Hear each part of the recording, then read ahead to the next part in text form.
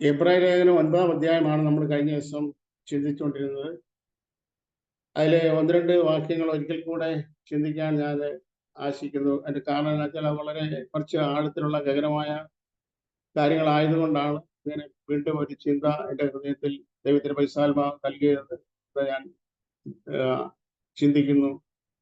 അതിന്റെ 9-ാം അധ്യായത്തിന്റെ 15-ാമത്തെ വാക്യം അവിടെ ഇങ്ങനെ രേഖപ്പെടുത്തിയിരിക്കുന്നു. ഞാനത് വായിക്കുന്നു.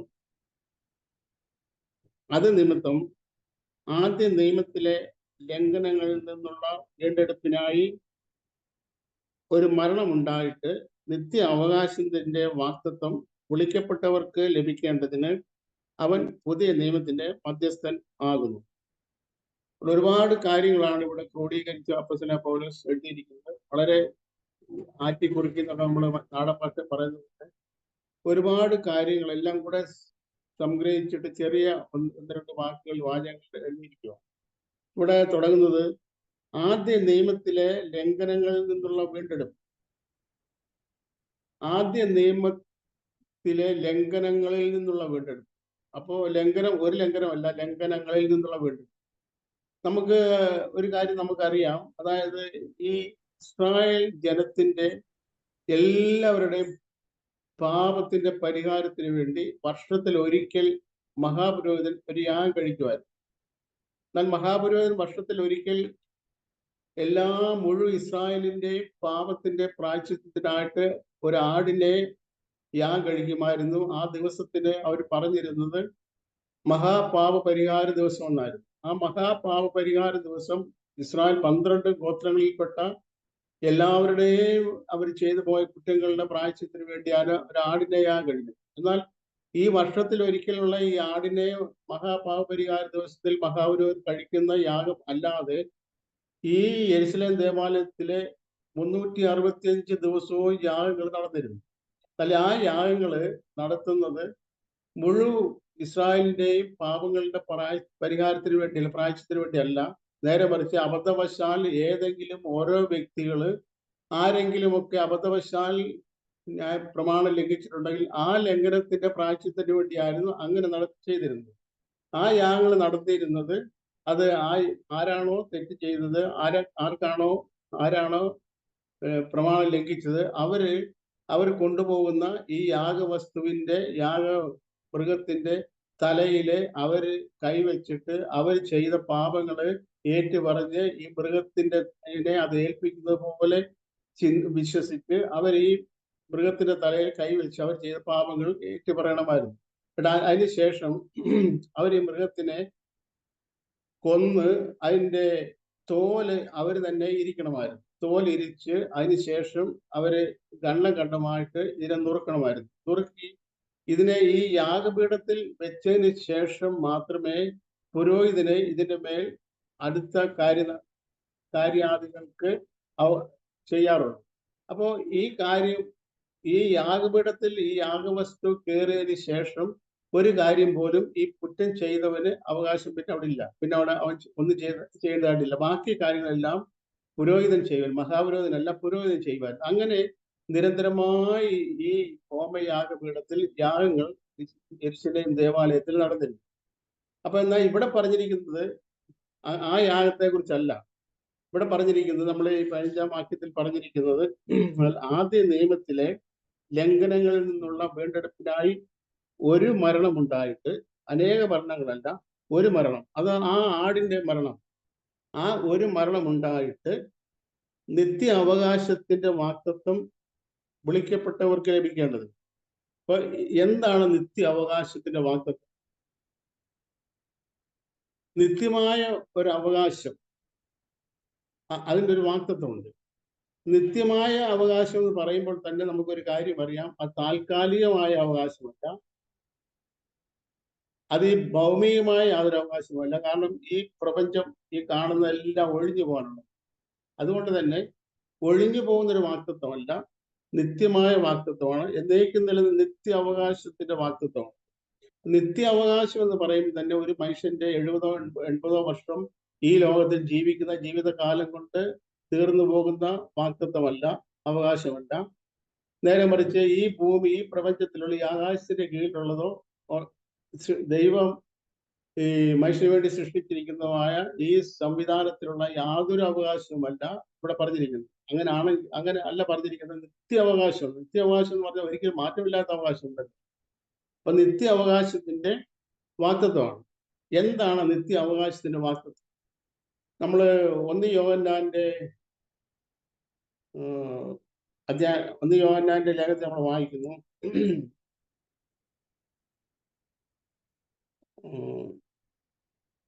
അതിന്റെ 2-ാം അധ്യായത്തിന്റെ 25-ാമത്തെ വാക്യത്തിൽ ഇങ്ങനെ എഴുതി, അവൻ നമുക്ക് വാഗ്ദത്തം തന്നു, അത് നിത്യജീവനാണെന്ന് 1 യോഹന്നാന്റെ ലേഖനം 2-ാം അധ്യായത്തിന്റെ 25-ാമത്തെ വാക്യത്തിൽ എഴുതി. അത് മാത്രമല്ല, തീത്തോസിന്റെ ലേഖനത്തില് നമ്മൾ ഇങ്ങനെ വായിക്കുന്നു. തീത്തോസിന്റെ എഴുതിയ അപ്പോസ്തലൻ പൗലോസ് തീത്തോസിന് എഴുതിയ കത്ത്, അതിൽ 1-ാമത്തെ അധ്യായത്തിന്റെ 2-ാമത്തെ വാക്യം അവിടെ ഇങ്ങനെ എഴുതിയിരുന്നു, സകല കാലത്തിന് മുൻപേ വാഗ്ദത്തം ചെയ്ത നിത്യജീവൻ.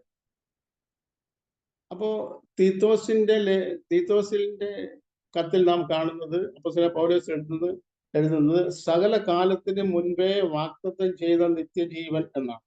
അപ്പോ ഈ നിത്യജീവൻ എന്നുള്ളത് ദൈവം വാഗ്ദത്തം ചെയ്തിരിക്കുന്നതാണ്.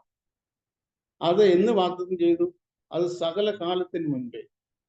തിമോഥെയോസിലായിട്ട് നമ്മൾ വായിക്കുന്നത്, അവൻ നമ്മളെ രക്ഷിക്കുകയും വിശുദ്ധ വിളി കൊണ്ട് വിളിക്കുകയും ചെയ്തത് നമ്മുടെ പ്രവൃത്തികൾ നിമിത്തമല്ല, സകല കാലത്തിന് മുൻപേ ക്രിസ്തുയേശുവിൽ നമുക്ക് നൽകപ്പെട്ടിരുന്നത് ഇപ്പോൾ സുവിശേഷം കൊണ്ട് ജീവനും അക്ഷയതയും വെളിപ്പെടുത്തുന്ന തന്റെ സ്വന്തം നിർണയത്തിനും കൃപയ്ക്കും ഒത്തവണ്ണമത്രേ എന്ന് എഴുതിയിരിക്കും. അപ്പോൾ ഈ ഭാഗങ്ങളിൽ നിന്നെല്ലാം നമുക്ക് കാണാൻ കഴിയുന്നത് ഈ വാഗ്ദത്തം എന്ന് പറയുന്നത് നിത്യജീവനാണ്. താൽക്കാലികമായ കാര്യമല്ല, നിത്യജീവനാണ്. അത് ആ വാഗ്ദത്തം നമ്മൾ ഈ 15-ാമത്തെ വാക്യത്തിൽ വായിച്ചത്, നിത്യ അവകാശത്തിന്റെ വാഗ്ദത്തം അത് ആർക്കാ ലഭിക്കുന്നത്? വിളിക്കപ്പെട്ടവർക്ക് ലഭിക്കേണ്ടത്. അത് എല്ലാവർക്കും ലഭിക്കും എന്നല്ല, എല്ലാവർക്കും അതിന് അർഹതയുണ്ട്. എന്നാൽ അത് വിളിക്കപ്പെട്ടവർക്ക് ലഭിക്കേണ്ടത് എന്ന് അവിടെ എഴുതിയിരിക്കുന്നു. അപ്പൊ ദൈവം ആരെയാ വിളിച്ചത്? ദൈവം വിളിച്ചത് ദൈവത്തിന്റെ മുന്നറിവിന് അനുസൃതമായിട്ടാണ് ദൈവം വിളിച്ചിരിക്കുന്നത്. നമ്മൾ റോമാലേഖനത്തിന് കഴിഞ്ഞ ദിവസം നമ്മൾ സൗരഭം ചിന്തിക്കുകയുണ്ടായി. ദൈവം നമ്മളെ വിളിച്ചത് അതൊരു പാർഷ്യാലിറ്റി ആയിട്ടുള്ള വിളിയല്ല. എന്താ വെച്ചാൽ മുഖപക്ഷം ഉള്ള വിളിയല്ല ദൈവത്തിന്റെ വിളി. നേരെ മറിച്ച് ദൈവം നമ്മളെ വിളിച്ചിരിക്കുന്നത് ദൈവത്തിന്റെ മുന്നറിവിനൊത്തവണ്ണമാണ്. അപ്പൊ ദൈവം സർവജ്ഞാനി ആയതുകൊണ്ട് തന്നെ മേലാൽ സംഭവിക്കാനുള്ളത് ആരംഭത്തിൽ തന്നെ ദൈവത്തിന് അറിയാവുന്നവനായതുകൊണ്ട് ദൈവം വിളിച്ചിരിക്കുന്നത്, ഓരോരുത്തരെയും ദൈവം വിളിച്ചിരിക്കുന്നത് ദൈവത്തിന്റെ മുന്നറിവിനൊത്തവണ്ണമാണ്. അപ്പൊ ഇവൻ എന്തായി തീരും എന്നുള്ള ദൈവത്തിന്റെ മുന്നറിവ് ദൈവത്തിനുള്ളത് കൊണ്ട് ആ മുന്നറിവിന് അനുസൃതമായിട്ടാണ് ദൈവം ഓരോരുത്തരെ വിളിച്ചിരിക്കുന്നത്. അങ്ങനെ വിളിച്ചവർക്കാണ് ഈ വാഗ്ദത്തം ലഭിക്കുന്നത്. അത് മുന്നറിവിനൊത്തവണ്ണം വിളിച്ചവർക്ക് ഇവിടെ അങ്ങനെ എഴുതിയിരിക്കുന്നത്, നിത്യ അവകാശത്തിന്റെ വാഗ്ദത്തം വിളിക്കപ്പെട്ടവർക്ക് ലഭിക്കേണ്ടതിന് അവൻ പുതിയ നിയമത്തിന്റെ മധ്യസ്ഥനാകും. ആരാ പുതിയ നിയമത്തിന്റെ മധ്യസ്ഥൻ? പുതിയ നിയമത്തിന്റെ മധ്യസ്ഥൻ ഒരു ആടല്ല, നേരെ മറിച്ച് പുതിയ നിയമത്തിന്റെ മധ്യസ്ഥൻ എന്ന് പറയുന്നത് കർത്താവ് യേശു ക്രിസ്തുവാണ്. അപ്പൊ യേശു ക്രിസ്തു പുതിയ നിയമത്തിന്റെ മധ്യസ്ഥനാണ്.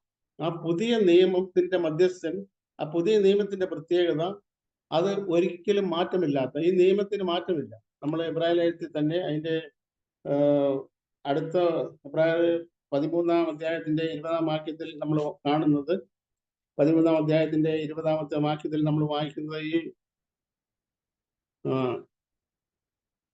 നിത്യ നിയമത്തിന്റെ രക്തത്താൽ ആടുകളുടെ വലിയ ഇടയനായ നമ്മുടെ കർത്താവായ യേശു എന്നവിടെ വായിക്കുന്നു. അപ്പൊ നിത്യ നിയമത്തിന്റെ രക്തമാണ് യേശു ക്രിസ്തുവിന്റെ രക്തം. അപ്പൊ നിത്യ നിയമത്തിന്റെ രക്തത്താൽ, അഥവാ യേശു ക്രിസ്തുവിന്റെ രക്തത്താൽ. അപ്പൊ യേശു ക്രിസ്തു സ്ഥാപിച്ച നിയമം എന്ന് പറയുന്നത് നിത്യ നിയമമാണ്. അത് ഏതെങ്കിലും ഒരു കാലത്ത് മാറ്റം വരുന്ന നിയമമല്ല. നാം മോശയുടെ ന്യായപ്രമാണം മാറ്റം വരുന്ന കാര്യം. എന്നാൽ ഇവിടെ പറഞ്ഞിരിക്കുന്നു, ഈ യേശു ക്രിസ്തു മധ്യസ്ഥനായി അഡോപ്റ്റ് ചെയ്ത അഥവാ യേശുക്രിസ്തു മധ്യസ്ഥനായി നിയമിക്കപ്പെട്ടിരിക്കുന്ന തുടങ്ങിയ ഈ നിയമം അത് നിത്യ നിയമമാണ്, ഒരിക്കലും മാറ്റമില്ലാത്ത നിയമമാണ്. അതാണ് ഇവിടെ പറഞ്ഞിരിക്കുന്നത്. നിത്യ നിയമത്തിന്റെ അവൻ പുതിയ നിയമത്തിന്റെ മധ്യസ്ഥൻ ആകുന്നു. 15ാമത്തെ വാക്യമാണ് ഞാൻ വായിച്ചത്. അപ്പോൾ അതിന്റെ അടുത്ത വാക്യം നിയമമുള്ളിടത്ത് അത് നമ്മൾ കഴിഞ്ഞ ദിവസം ചിന്തിച്ചായിരുന്നു. എല്ലാവർക്കും അറിയാവുന്ന, നമ്മുടെ മനസ്സിലാക്കാൻ പ്രയാസമില്ലാത്തൊരു ഭാഗങ്ങളാണ്. നിയമം കർത്താവിന്റെ മരണം വരെ ആ നിയമത്തിന് പ്രാബല്യം ഇല്ല, അല്ലെങ്കിൽ അതിന് ഉറപ്പില്ല. പ്രാബല്യമുണ്ട്, പക്ഷെ ഉറപ്പില്ല. കാരണം ഈ നിയമം ഭേദഗതി വരുത്താനുള്ള അവകാശം നിയമകർത്താവിനുള്ളത് കൊണ്ട് ആ നിയമകർത്താവ് മരിക്കുന്നിടത്തോളം, ജീവനോട്ടിരിക്കുന്നിടത്തോളം കാലം അതിന് ഉറപ്പില്ല. നാം മരിച്ചതിന് ശേഷം ആ നിയമം ആർക്കും മാറ്റാൻ കഴിഞ്ഞുകൂടാ എന്നുള്ള കാര്യങ്ങളൊക്കെ നമ്മൾ ഇങ്ങനെ ചിന്തിച്ചു. ഏട്ട് നമ്മൾ ചിന്തിച്ച് നിർത്തിയത് അതിന്റെ 25ാമത്തെ വാക്യമാണ്. 9ാം അധ്യായത്തിന്റെ 25ാമത്തെ വാക്യമാണ്. അവിടെ ഇങ്ങനെ എഴുതിയിരിക്കുന്നു: മഹാപുരോഹിതൻ ആണ്ടുതോറും അന്യരക്തത്തോടുകൂടെ വിശുദ്ധ മന്ദിരത്തിൽ പ്രവേശിക്കുന്നത് പോലെ അവൻ തന്നെത്താൻ കൂടെ കൂടെ അർപ്പിപ്പാൻ ആവശ്യമില്ല. നമ്മൾ ചിന്തിക്കും, മഹാപുരോഹിതന്മാർ എല്ലാ വർഷവും ഈ അതിവിശുദ്ധ സ്ഥലത്ത് കയറി ആ ആടിന്റെ രക്തവുമായിട്ട് ജനങ്ങളുടെ പാപത്തിന് വേണ്ടി പ്രായശ്ചിത്തം വരുത്തുന്ന ആ ആടിന്റെ രക്തവുമായിട്ട് അതിവിശുദ്ധ സ്ഥലത്ത് എല്ലാ വർഷം തോറും മഹാപുരോഹിതന്മാര് പ്രവേശിക്കണമായിരുന്നു. എന്നാൽ ഇവിടെ പറഞ്ഞിരിക്കുന്നത് അങ്ങനെ കൂടെ കൂടെ അവിടെ അർപ്പിക്കാൻ ആവശ്യമില്ല. 26ാമത്തെ വാക്യത്തില് അങ്ങനെയായാൽ ലോകസ്ഥാപനം മുതൽ അവൻ പലപ്പോഴും കഷ്ടം അനുഭവിക്കേണ്ടിയിരുന്നു. എന്നാൽ അവൻ ലോക അവസാനത്തിൽ സ്വന്തം യാഗം കൊണ്ട് പാപപരിഹാരം വരുത്തുവാൻ ഒരിക്കൽ പ്രത്യക്ഷനായി. ഇവിടെ ഒരു മലയാളത്തിലെ തർജ്ജിമയില് ഒരു വ്യത്യാസമുണ്ട്. ലോക അവസാനത്തിൽ എന്ന 26ാമത്തെ വാക്യത്തിന്റെ 2ാമത്തെ ഭാഗത്ത് പറഞ്ഞിരിക്കുന്നത് ലോക അവസാനത്തിൽ. എന്നാൽ അവൻ ലോക അവസാനത്തിൽ സ്വന്തം യാഗം കൊണ്ട് പാപപരിഹാരം വരുത്തുവാൻ ഒരിക്കൽ പ്രത്യക്ഷനായി.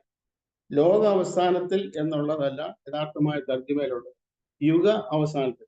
ലോക അവസാനം അല്ല, യുഗ അവസാനം. ലോകത്തിന്റെ അവസാനം ഇതുവരെ സംഭവിച്ചിട്ടില്ല എന്നുള്ളത് നമുക്കറിയാമല്ലോ. കർത്താവ് യേശുക്രിസ്തു വന്നത് ഒരു യുഗ അവസാനത്തിലാണ്. ആ യുഗ അവസാനം എന്ന് പറയുന്നത് ന്യായപ്രമാണ യുഗത്തിന്റെ അവസാനത്തിലാണ് കർത്താവ് യേശുക്രിസ്തു വന്നത്, പുതിയ യുഗം ആരംഭിച്ചത്, കൃപായുഗം ആരംഭിച്ചത്. അപ്പോൾ ഇവിടെ പറഞ്ഞിരിക്കുന്നത് ലോകാവസാനം എന്നുള്ളത് ലോകാവസാനമല്ല, യുഗ അവസാനം എന്നതാണ്. അപ്പൊ യുഗ അവസാനത്തിൽ സ്വന്തം യാഗം കൊണ്ട് പാപപരിഹാരം വരുത്തുവാൻ ഒരിക്കൽ പ്രത്യക്ഷനായി. എന്നിട്ട് 27ാമത്തെ വാക്യത്തിൽ പറഞ്ഞിരിക്കുന്നു, ഒരിക്കൽ മരിക്കുകയും എന്നല്ല, ഒരിക്കൽ മരണവും. യഥാർത്ഥ തർജ്ജിമയില് ഒരിക്കൽ മരിക്കുകയും എന്നല്ല, ഒരിക്കൽ മരണവും പിന്നെ ന്യായവിധിയും, ഒരിക്കൽ മരണവും പിന്നെ ന്യായവിധിയും മനുഷ്യർക്ക് നിയമിച്ചിരിക്കാൻ ക്രിസ്തുവും അങ്ങനെ തന്നെ അനേകരുടെ പാപങ്ങളെ ചുമപ്പാൻ ഒരിക്കൽ അർപ്പിക്കപ്പെട്ടു. അപ്പം എല്ലാ മനുഷ്യർക്കും മരണമുണ്ട്. കർത്താവ് യേശുക്രിസ്തുവിന്റെ പ്രത്യക്ഷതയിൽ ജീവനോടെ വിശുദ്ധരായി ജീവനോടെ ഇരിക്കുന്നവർക്ക് മരണമില്ല, അവർ രൂപാന്തരപ്പെടുകയാണ് ചെയ്യുന്നതെന്ന സത്യം നമുക്കറിയാം. അത് വിസ്മരിച്ചുകൊണ്ടല്ല പറയുന്നത്. പക്ഷെ എല്ലാ മനുഷ്യർക്കും ദൈവം ഒരു മരണം നിശ്ചയിക്കുന്നുണ്ട്. അതാ ഇവിടെ എഴുതിയിരിക്കുന്നത്, ഒരിക്കൽ മരണവും പിന്നെ ന്യായവിധിയും ദൈവം മനുഷ്യർക്ക് നിയമിച്ചിരിക്കുന്നു. അപ്പോൾ ഒരിക്കൽ മരണം എല്ലാ മനുഷ്യർക്കും ഉള്ളത് കൊണ്ട് ഇവിടെ പറഞ്ഞിരിക്കുന്നു, ഒരിക്കൽ മരണവും പിന്നെ ന്യായവിധിയും ദൈവം മനുഷ്യർക്ക് നിയമിച്ചിരിക്കാൻ എങ്ങനെ തന്നെ എല്ലാവർക്കും മരണമുള്ളത് പോലെ തന്നെ യേശു എന്ത് ചെയ്തു? യേശുവും മരണം ആസ്വദിച്ചു. യേശുവും അങ്ങനെ തന്നെ അനേകരുടെ പാപങ്ങളെ ചുമപ്പാൻ ഒരിക്കൽ അർപ്പിക്കപ്പെട്ടു. യേശു ക്രിസ്തു എല്ലാവർക്കും മരണമുള്ളത് കൊണ്ട് യേശു ക്രിസ്തുവും ആ മരണത്തിൽ കൂടെ കടന്നുപോയി. എല്ലാ മനുഷ്യർക്കും മരണമുണ്ട്. യേശുവും ആ മരണം അനുഭവിച്ചു.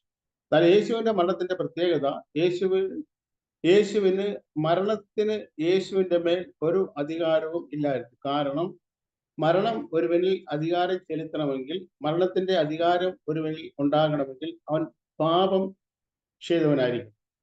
കാരണം പാപത്തിന്റെ ശമ്പളമാണ് മരണം. എന്നാൽ യേശുവിൽ പാപം ഇല്ലായിരുന്നുകൊണ്ട് യേശുവിനെ പിടിച്ചു വെക്കുക എന്നുള്ളത് അസാധ്യമായിരുന്നു. അതുകൊണ്ട് മരണത്തെ ജയിച്ച് യേശു ക്രിസ്തു 3-ാം നാളിൽ ഉയർത്തെഴുന്നേൽക്കും. അപ്പൊ ഇവിടെ പറഞ്ഞിരിക്കുന്നത് എല്ലാവർക്കും മരണം ഉള്ളതുകൊണ്ട് യേശു മരണം അനുഭവിച്ചു. എന്നാൽ ആ മരണത്തിന് യേശുവിനെ പിടിച്ചു വെക്കാൻ കഴിഞ്ഞിരുന്നില്ല. കാരണം യേശുവിൽ മരണമില്ലായിരുന്നു, യേശുവിൽ പാപമില്ലായിരുന്നു. അപ്പൊ അങ്ങനെ യേശു ക്രിസ്തു ഒരിക്കൽ അർപ്പിക്കപ്പെട്ടു. 28ാമത്തെ വാക്യം പറയുന്നത്, അങ്ങനെ തന്നെ അനേകരുടെ പാപങ്ങളെ ചുമപ്പാൻ ഒരിക്കൽ അർപ്പിക്കപ്പെട്ടു. തനിക്കായി കാത്തു നിൽക്കുന്നതിനുള്ള രക്ഷയ്ക്കായി അവൻ പാപം കൂടാതെ രണ്ടാമത് പ്രത്യക്ഷനാവും.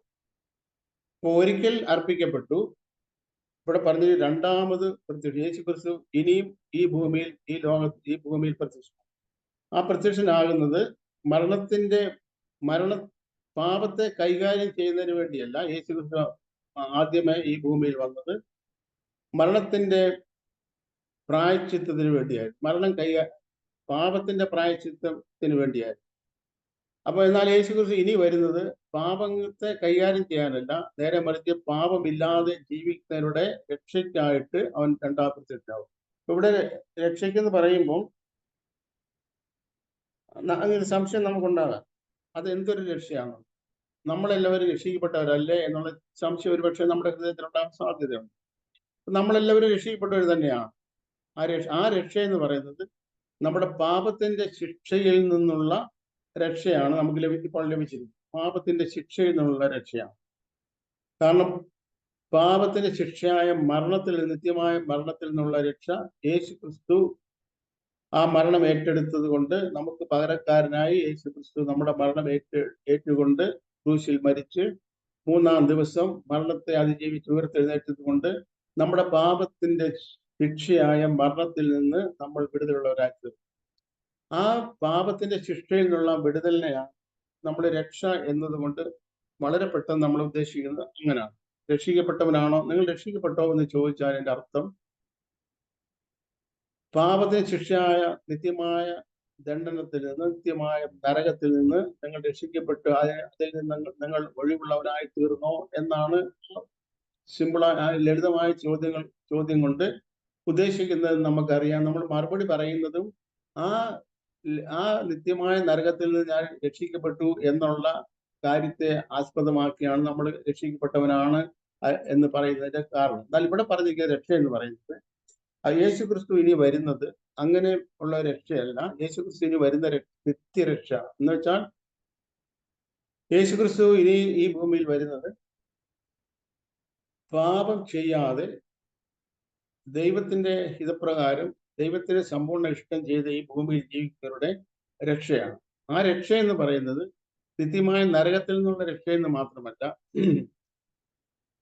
അവരുടെ വീണ്ടെടുപ്പ് എന്നൊരു ഭാഗത്ത് അതിനെക്കുറിച്ച് നമ്മൾ പറഞ്ഞിരിക്കുന്നു. അത് റോമാലേഖനത്തിൽ പറഞ്ഞിരിക്കുന്നത് ശരീരത്തിന്റെ വീണ്ടെടുപ്പായ പുത്രത്വം എന്ന് പറഞ്ഞിരിക്കുന്നു.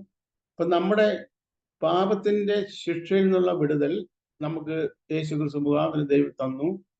എന്നാൽ ഇപ്പോൾ നമ്മൾ ആയിരിക്കുന്ന നമ്മുടെ ദൈനംദിന ജീവിതം എന്ന് പറയുന്നത് നമ്മൾ ആയിരിക്കേണ്ടത് പാപത്തിന്റെ സ്വാധീനത്തിൽ നിന്ന് നാം വിടുവിക്കപ്പെടണം. പാപത്തിന്റെ സ്വാധീനത്തിൽ നിന്നുള്ള വിടുതലാണ് നാം ക്രിസ്ത്യ ജീവിതത്തിന്റെ പോരാട്ടം എന്നൊക്കെ നാം ഉദ്ദേശിക്കുന്നു. പാപത്തിന്റെ സ്വാധീനം എല്ലാ സമയത്തും നമ്മുടെ മേൽ വളരെ ശക്തമായിട്ടുണ്ട്. ആ പാപത്തിന്റെ സ്വാധീനം നമ്മിൽ ഉള്ളത് കൊണ്ട് ആ പാപം ചെയ്യാതെ ഈ ഭൂമിയിൽ ജീവിക്കാൻ ആവശ്യമുള്ള ദൈവകൃപയ്ക്കായി ഞാൻ ദൈവത്തോട് നിരന്തരമായി അപേക്ഷിക്കും. ദൈവത്തിന്റെ പരിശുദ്ധാത്മാവിനാൽ പാപത്തെ ജയിച്ച് ജയകരമായ ക്രിസ്ത്യ ജീവിതം ചെയ്യാൻ ഈ ഭൂമിയിൽ കഴിയും എന്നുള്ളതുമായ നമ്മുടെ ദൃഢമായ വിശ്വാസത്തിന്റെ അടിസ്ഥാനത്തിൽ ആ വിശ്വാസത്താൽ നാം പാപം ചെയ്യാതെ ഈ ഭൂമിയിൽ ജീവിക്കാൻ ദൈവത്തിന്റെ യേശു ക്രിസ്തുവിൽ ആശ്രയിച്ച് ജീവിക്കാൻ നമുക്ക് കഴിയും.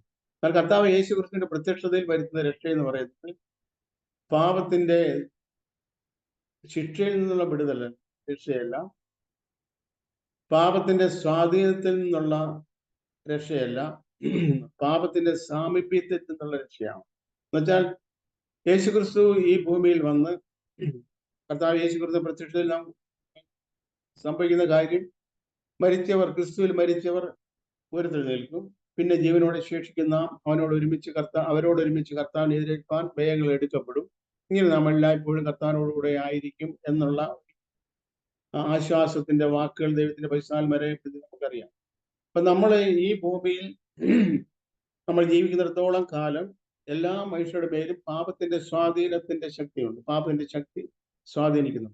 അങ്ങനെ പാപത്തിന്റെ ശക്തിക്ക് സ്വാധീനമില്ലാത്ത, പാപം ഇല്ലാത്ത ഒരവസ്ഥയിലേക്ക് ഉള്ള രൂപാന്തരമാണ് കർത്താവ് യേശുക്രിസ്തുവിന്റെ പ്രത്യക്ഷതയിൽ ഇനി സംഭവിക്കാൻ പോകുന്നത്. അതവിടെ എഴുതിയിരിക്കുന്നത്. അവൻ പാപം കൂടാതെ രണ്ടാമത് പ്രത്യക്ഷനാകും. തനിക്കായി കാത്തു നിൽക്കുന്നവരുടെ രക്ഷയ്ക്കായിട്ടാണ് അപ്രത്യക്ഷത. അപ്പൊ അങ്ങനെ 9-ാമത്തെ അധ്യായം നമ്മളിവിടെ അവസാനിച്ചു കഴിഞ്ഞിരിക്കുന്നു.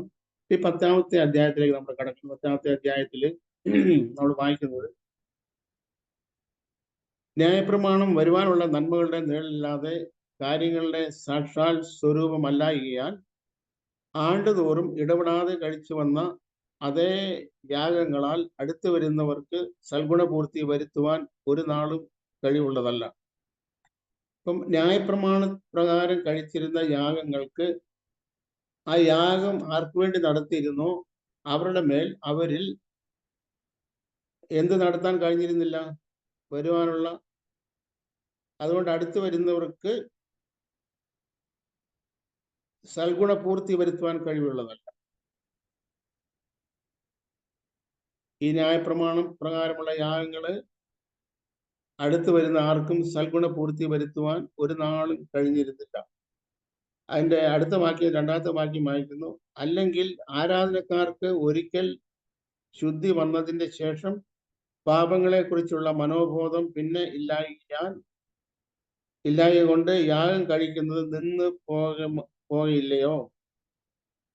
അപ്പോ എല്ലാ വർഷവും യാഗം കഴിക്കുന്നതിന്റെ കാരണം ഈ ആരാധനക്കാരന്റെ മനസാക്ഷി. നമ്മളവിടെ ശ്രദ്ധിക്കേണ്ട ഒരു കാര്യം, പ്രത്യേകിച്ച് ഈ അന്ത്യകാലത്ത്, ഈ കാലത്ത് ശ്രദ്ധിക്കേണ്ട ഒരു കാര്യം, ആരാധന എന്ന് പറഞ്ഞാൽ എന്താണ്? ആരാധന എന്ന് പറഞ്ഞാൽ നമ്മൾ പെട്ടെന്ന് നമ്മൾ ചിന്തിക്കുന്നത്, നമ്മൾ കുറെ ദൈവമക്കൾ എല്ലാവരും കൂടി വരുന്നു, പാട്ട് പാടുന്നു, അതെല്ലാം ആരാധനയുടെ ഭാഗങ്ങളാണ്. അല്ലെന്നല്ല ഞാൻ പറയുന്നത്. ആ പാട്ട് പാടുന്നു, അല്ലെങ്കിൽ കുറച്ചുകൂടെ അഡ്വാൻസ് എന്ന് പറയുന്ന ആളുകളെല്ലാം കൂടെ എന്തൊക്കെയോ അന്യഭാഷകൾ പറഞ്ഞ് എന്തൊക്കെയോ പറയുന്നു, അങ്ങനെ കുറെ കൈയടിച്ചു ആർത്ത്, അങ്ങനെയൊക്കെ കുറെ കാര്യങ്ങൾ ചെയ്യുന്നതാണ് ആരാധന എന്നാണ് പൊതുവെ ഒരു ക്രിസ്തീയ ഗോളത്തിൽ വെച്ചിരിക്കുന്ന ഒരു ചിന്ത. എന്നാൽ ഇവിടെ പറയുന്നത് അങ്ങനത്തെ കാര്യങ്ങളെ കുറിച്ചല്ല. ഇവിടെ പറഞ്ഞിരിക്കുന്നു ആ കാര്യങ്ങളൊന്നും ആരാധനയുടെ ഭാഗങ്ങളല്ല എന്നല്ല ഞാൻ പറയുന്നത്. പക്ഷെ ആരാധന എന്ന് പറയുന്നത് യഥാർത്ഥത്തിൽ എന്താണ് എന്നിവിടെ സൂചിപ്പിച്ചിരിക്കുന്നു. ആരാധന എന്ന് പറഞ്ഞാൽ എന്താണ്? ഇവിടെ യാഗത്തെ കുറിച്ച് ഞാൻ പറയുന്നത്. ഇവിടെ യാഗത്തെ കുറിച്ച് പറഞ്ഞ് 2-ാം അധ്യായത്തിൽ പറഞ്ഞിരിക്കുന്നത്, അല്ലെങ്കിൽ ആരാധനക്കാർക്ക് ഒരിക്കൽ ശുദ്ധി വന്നതിന്റെ ശേഷം പാപങ്ങളെ കുറിച്ചുള്ള മനോബോധം പിന്നെ ഇല്ലായിക്കാൽ യാഗം കഴിക്കുന്നത് നിന്ന് പോകുമായിരുന്നല്ലോ. അപ്പം ആരാധന എന്ന് പറയുന്നത് ഒരു യാഗമാണ് എന്ന സത്യമാണ് ഇവിടെ പിന്നെയും ദൈവത്തിന്റെ പരിശുദ്ധാത്മാവ് വരെ ആരാധന യാഗമാണ്. നമ്മൾ റോമാലേഖനം 12-ാം അധ്യായത്തിന്റെ 1-2 വാക്യങ്ങൾ നമ്മൾ കാണാം. ഇവിടെ എഴുതിയിരിക്കുന്നു, സഹോദരന്മാരെ, ഞാൻ ദൈവത്തിന്റെ മനസ്സിനെ ഓർപ്പിച്ച് നിങ്ങളെ പ്രബോധിപ്പിക്കുന്നത്, നിങ്ങൾ ബുദ്ധിയുള്ള ആരാധനയായി നിങ്ങളുടെ ശരീരങ്ങളെ ജീവനും വിശുദ്ധിയും ദൈവത്തിന് പ്രസാദമുള്ള യാഗമായി സമർപ്പിക്കുകയും. ഈ ആരാധന എന്നുള്ള വാക്ക് നമ്മൾ ശരിക്ക് നമ്മൾ ചിന്തിച്ച് ആദ്യമായിട്ട് നമ്മൾ കാണുന്ന ആരാധന എന്ന് പറയുന്നത് അബ്രഹാമിന്റെ ആരാധനയാണ്. ഉൽപ്പത്തി പുസ്തകത്തിൽ അവിടെ ഇസാക്കിനെ യാഗം കഴിക്കാൻ അബ്രഹാം കൊണ്ടുപോകുന്നു.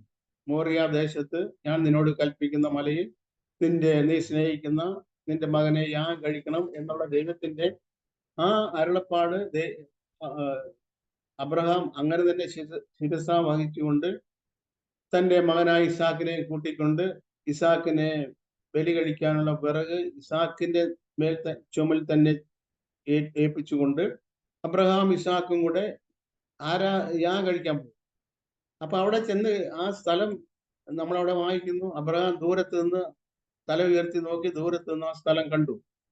അപ്പൊ ഏത് സ്ഥലത്താണ് യാഗം കഴിക്കേണ്ടത് എന്ന് അബ്രഹാമിന് ആ മോറിയ ദേശത്ത് ചെന്നപ്പോൾ മനസ്സിലായി. ദൈവം യാഗം കഴിക്ക്, ഇന്ന സ്ഥലത്ത് ഏത് സ്ഥലത്താണ് യാഗം കഴിക്കേണ്ടത് എന്നുള്ള ബോധ്യം അബ്രഹാമിന് ആ മോറിയ ദേശത്ത് ചെന്നപ്പോൾ മനസ്സിലായി. ആ മോറിയ ദേശത്തെ ഒരു മല കണ്ടു, ആ മലയിലാണ് യാഗം കഴിക്കേണ്ടതെന്ന് മനസ്സിലായി. അപ്പൊ അവിടെ തന്നോട് കൂടെ ഉണ്ടായിരുന്ന ബാല്യക്കാരോട് അബ്രഹാം പറയുന്ന ഒരു വാക്ക് ഇങ്ങനെയാണ്, നിങ്ങൾ ഇവിടെ നിൽപ്പീൻ, ഞാനും മകനും അത്രത്തോളം പോയി ആരാധന കഴിഞ്ഞ് മടങ്ങി വരാം. അപ്പൊ ആരാധനയ്ക്ക് വേണ്ടി ഞങ്ങൾ പോവാണ്. നിങ്ങൾ ഇവിടെ നിന്നോ, ഞാനും ഇസാഖും കൂടെ, ഞാനും മോനും കൂടെ ആരാധനയ്ക്ക് പോവാം, ആരാധന കഴിഞ്ഞ് മടങ്ങി വരാം.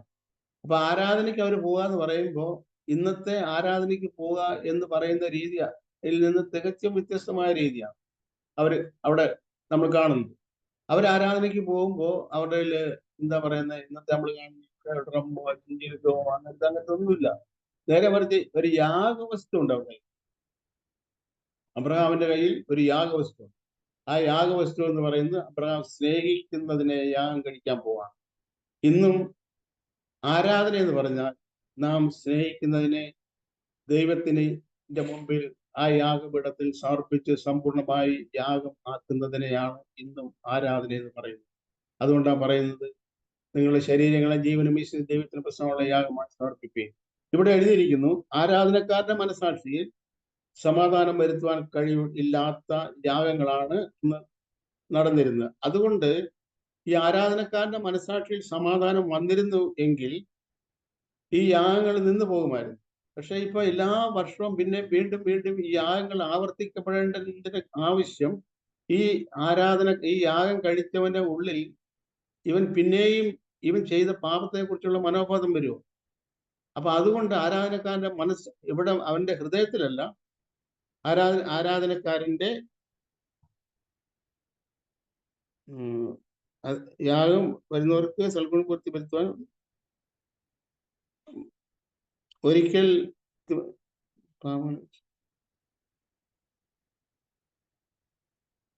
അവന്റെ മനസാക്ഷിയിൽ വീണ്ടും വീണ്ടും ഈ പാപങ്ങളുടെ ഓർമ്മ വരുന്നു എന്നുള്ളതാണ് അവിടെ നമ്മൾ കാണുന്ന കാര്യം.